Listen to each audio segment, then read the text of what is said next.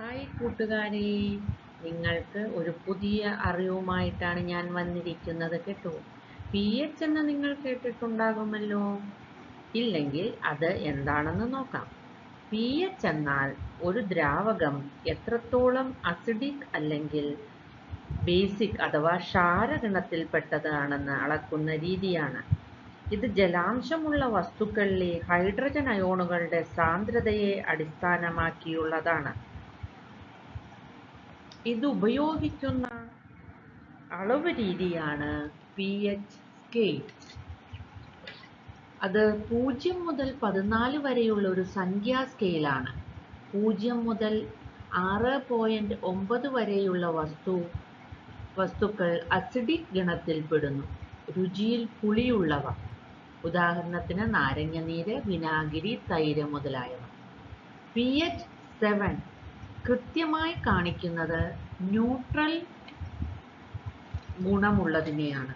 അവ അസിഡിക്കുമല്ല ബേസിക്കുമല്ല. ഉദാഹരണത്തിന് ശുദ്ധമായ ജലം. പി എച്ച് 7.1 മുതൽ 14 വരെയുള്ളത് ക്ഷാരഗണത്തിൽപ്പെടുന്നു അഥവാ ബേസിക് സ്വഭാവമുള്ളവയാണ്.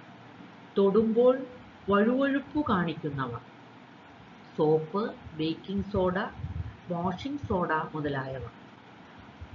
ഇനി ഇത് എളുപ്പത്തിൽ മനസ്സിലാക്കാൻ, നാരങ്ങ പുളിയാണ്, കുറഞ്ഞ പി എച്ച് ഉള്ളതാണ്.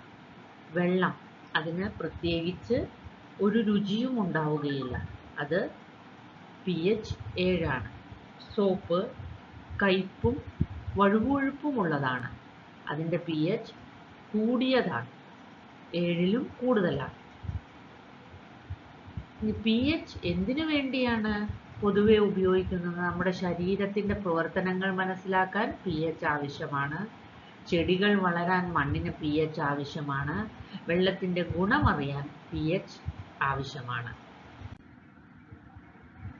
നമ്മുടെ ശരീരത്തിലെ ആരോഗ്യത്തോടെ ഇരിക്കാൻ ശരിയായ പി എച്ചിൻ്റെ ബാലൻസ് ആവശ്യമാണ്.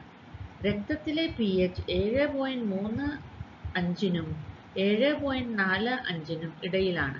രക്തത്തിലെ പി എച്ചിന് നേരിയ മാറ്റമുണ്ടായാൽ പോലും അത് ആരോഗ്യത്തെ സാരമായി ബാധിക്കും. നാം കഴിക്കുന്ന ഓരോ ഭക്ഷണത്തിനും അതിൻ്റേതായ പി എച്ച് ഉണ്ട്. അത് ഈ ചാർട്ടിൽ കാണിക്കുന്നു. അത് മനസ്സിലാക്കി അവ ആവശ്യത്തിന് മാത്രമായി കഴിക്കുക. അധികമായി കഴിച്ചാൽ അവ ശരീരത്തിന് ദോഷം ചെയ്യുമെന്ന് മനസ്സിലാക്കുക. ഉദാഹരണത്തിന്, പുളിയുള്ള നാരങ്ങ, നെല്ലിക്ക, പുളി മുതലായ ഭക്ഷണം അധികമായി കഴിച്ചാൽ നമ്മുടെ പല്ലുകൾ പുളിക്കുന്നതായി തോന്നിയിട്ടില്ലേ? ഇതിന് കാരണം പുളി നമ്മുടെ പല്ലിനെ സംരക്ഷിക്കുന്ന ഇനാമൽ നശിപ്പിക്കാൻ ഉതകുന്നതാണെന്ന് മനസ്സിലാക്കുക. ഭക്ഷണ സാധനങ്ങളായ വാഴപ്പഴം, വെള്ളരിക്ക, പരിപ്പ് മുതലായവയ്ക്ക് ബേസിക് സ്വഭാവമാണുള്ളത്. നമ്മുടെ ആമാശയത്തിലെ ഭക്ഷണം ദഹിക്കുവാൻ വളരെ കുറഞ്ഞ പി എച്ച് ആണ് ആവശ്യം. പി എച്ച് 1 മുതൽ 3.5 വരെയാണ് ഈ ആമാശയത്തിലെ ഉള്ള പി എച്ച്. ഇത് ശക്തമായ ആസിഡാണ്. അതുകൊണ്ടാണ് കുട്ടികൾ സമീകൃത ആഹാരം കഴിക്കണമെന്ന് പറയുന്നത്. ശരീരത്തിൻ്റെ സ്വാഭാവികമായ പി എച്ച് നിലനിർത്തുവാൻ ഇത് സഹായിക്കും. ഈ ചാർട്ടിൽ ഓരോ ഭക്ഷണ പദാർത്ഥത്തിൻ്റെയും പി എച്ച് കാണിച്ചിരിക്കുന്നു. അത് അധികമായി കഴിച്ചാൽ എന്ത് ദോഷഫലമാണ് ഉണ്ടാകുന്നത് എന്ന് കാണിച്ചിരിക്കുന്നു.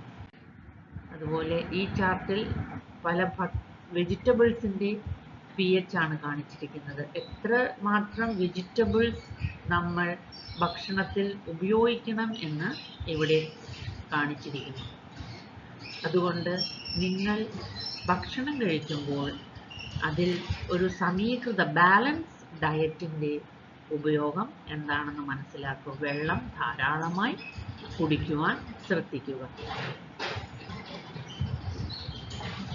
ഇതുപോലെയുള്ള കൂടുതൽ അറിവുകൾക്കായി സബ്സ്ക്രൈബ് ചെയ്യുക. നന്ദി, നമസ്കാരം.